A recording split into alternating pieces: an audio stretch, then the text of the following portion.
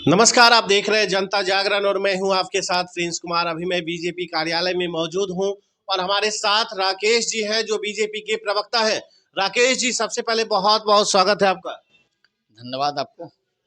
राकेश जी, आप बहुत खुश होंगे मुझे जैसा लगता है, जहां विपक्ष में थे अब सत्ता में आ गए हैं।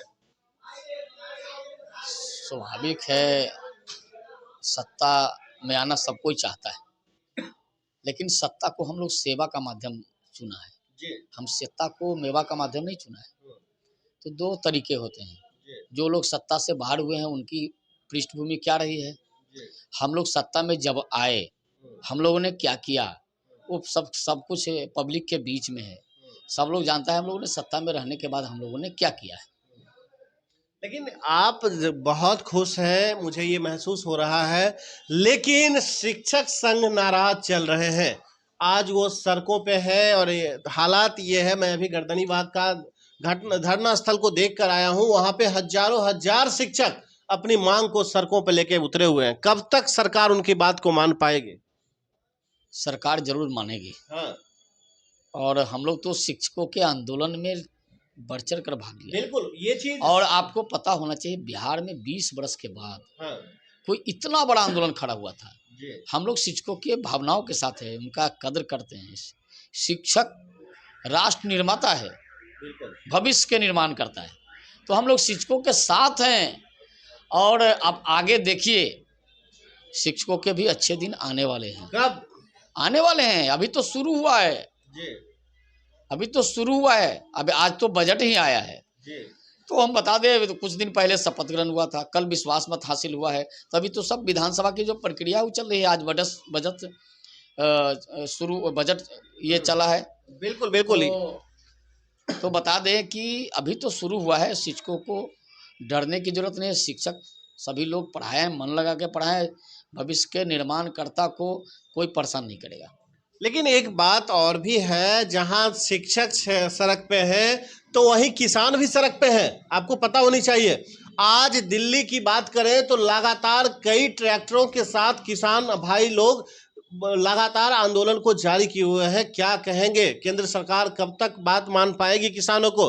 पिछले साल भी यही दृश्य दिख रहा था। पिछले बार आप किसान आंदोलन को देखा आपने, फिर इस बार उसी रूप में जा रहे हैं किसान। क्या कहेंगे? आपको बता दें जी, वो जो दिल्ली में जो अभी किसान पहुंचे हैं, सब किसान नहीं है जी, और उसकी सच्चाई सामने आएगी। जी, ये जब चुनाव का वक्त आता है तो ये सब नकली किसान बन के दिल्ली की सड़कों पर पहुंचते हैं। जी, क्या दिया है 75 सालों में? जी, 75 वर्ष आज़ादी के हो गए। जी, इन 55 वर्ष तक लगातार जो कांग्रेस की सरकार है, जी, वो लोग बैठे रहे। जी, क्या दिया उनको? 10 वर्ष की सरकार में हम लोगों ने किसानों को क्या नहीं दिया? सब सुविधाएं दी। किसान को कोई नोटिस लेता था इस देश में?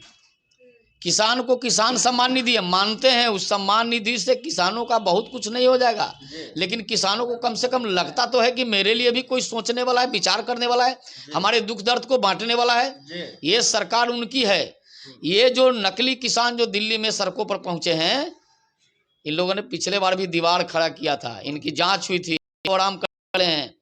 वो 5 स्टार की सुविधा रोड सड़कों पर। ये लोग किसान नहीं है, किसानों के नाम पर किसानों से ये पैसा वसूलने वाले लोग हैं। इनकी जांच होगी, पीढ़ी इन लोगों की दशा बिगड़ेगी। ये कोई किसान की हितैषी नहीं है। जो किसान की हितैषी होगा उस सरकारों से बात करेगा, उसका प्रतिनिधिमंडल। लाखों लोग सड़कों पर पहुंच के जिस प्रकार से ट्रैक्टर से बदमाशी हुआ था सड़कों पर, वो किसान नहीं थे। बड़े बड़े किसान के नेता का नाम सुना, क्या क्या दिलवाया इस देश में किसानों को? किसानों को क्या दिया? लेकिन अब हम लोग जब सरकार में आए, किसानों को किसान सम्मान निधि दिया, किसानों को खाद बीज बिजली की व्यवस्था की। ये किया है तब कह रहे हैं, लेकिन किसानों को और मजबूत करने की जरूरत है। मैं भी चाहता हूं, मैं भी किसान परिवार से हूं, लेकिन इस प्रकार के नकली किसानों पर भरोसा हमको नहीं है। वो किसान नहीं है, वो किसान के नाम पर राजनीति करने वाले लोग हैं, राजनीति की रोटी सेकने वाले हैं लोग। ये सब जो सत्ता से बाहर हुए हैं, वो सब लोग किसान के नाम पर घुसपैठ करके देश में जो व्यवस्था फैलाना चाहते हैं, ये देश में ये चलने वाली नहीं है। आप ये बताइए राकेश जी कि बिहार में अगर हम बात करें तो बिहार में एनडीए का पहला कदम क्या होगा युवाओं के लिए? देखिए एनडीए की सरकार बनी है, जी बिहार में कानून व्यवस्था ठीक होगा। जी बिहार में युवाओं का अभी आप देख लीजिए, जी वित्त मंत्री जो हैं, जी जो राज्य के उप मुख्यमंत्री भी हैं, जी उन्होंने मुख्यमंत्री डिप्टी सीएम का पद का शपथ लेने के दूसरे दिन ही कहा 28,000 बहाली हम निकालेंगे वित्त विभाग में। तो अभी तो शुरू हुआ है, अभी आगे देखिए सारे डिपार्टमेंट में बहाली निकलेगी। क्या लगता है केवल बहाली निकाल कर युवाओं को खुश कर लेंगे आप?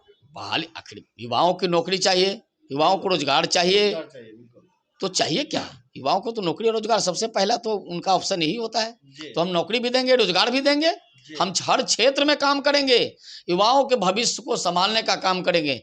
जो लोग युवाओं को दारू बालू और जमीन में ये माफियागिरी में लगाए थे, इससे हटाकर हम लोग युवाओं के भविष्य को संवारने का काम करेंगे। जिन लोग युवाओं के भविष्य बिगाड़ने का काम किया है, हम उससे बाहर निकालेंगे। बिहार के युवा को, हम बिहार के युवा को देश में देश की तरक्की के मार्ग में को लगाने का जगह देश की तरक्की को भी, देश तरक्की में भी सहभागी बने। बहुत बहुत शुक्रिया। आप अभी राकेश जी को सुन रहे थे, जो अपनी साफ साफ शब्दों में ये कहते हुए नजर आए कि ये सुशासन की सरकार है और लगातार हम उसी रास्ते पे चलने को तैयार हैं। और जब मैंने सवाल किया, शिक्षकों के से लेकर किसानों तक सभी लोग सड़क पे दिखाई दे रहे हैं। कोई पटना की सड़कों पे है तो कोई दिल्ली के सड़कों पे है, लेकिन सरकार तो दोनों जगह इन्हीं की है। इन्होंने साफ शब्दों में कहते हुए नजर आए। लेकिन अब देखना होगा आगे क्या होता है। किसानों को न्याय कब मिल पाती है, किस तरीके से मिल पाती है, शिक्षकों को न्याय कब मिल पाती है, किस तरीके से मिल पाती है, ये बड़ा सवाल है। और अब सरकार कब तक दोनों ग्रुप को बनाने में सक्षम हो पाती है, सहमति जता पाती है, ये देखने का वक्त होगा। लेकिन आप क्या सोच रहे हैं, आपकी क्या सहमति है, कमेंट करके जरूर बताएं। बने रहे जनता जागरण के साथ। मैं हूं आपके साथ प्रिंस कुमार। नमस्कार।